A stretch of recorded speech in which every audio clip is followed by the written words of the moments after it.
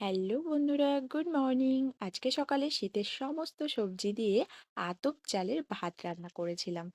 দারুণ লেগেছে খেতে। সঙ্গে ছিল ঘি আর কাঁচা লঙ্কা হলে আরো ভালো হতো।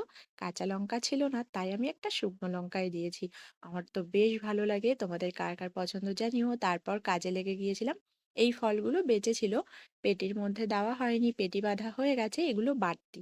এগুলো এবার রাখবো এক জায়গায় গুছিয়ে। আর সন্ধ্যায় বানিয়েছিলাম ধবধবে সাদা পাটিসাপটা পিঠে। এগুলোতে কিন্তু আমি চিনি দিইনি, শুধু চালের গুঁড়ো দিয়েছি, আর ভেতরের পুরটা যেটুকু মিষ্টি হবে ওইটুকুতেই খাবো। বেশি মিষ্টি আমি পছন্দই করি না।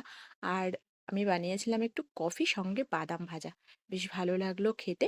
আর এর মধ্যে বৌদিভাই ফোন করে বললো আমাকে, যেতে গিয়ে দেখি বৌদিভাই লাল লাল পাটিসাপটা পিঠে বানাচ্ছে। তোমাদের কোনটা পছন্দ জানিও কমেন্টে, আমার তো দুটোই ভালো লাগে।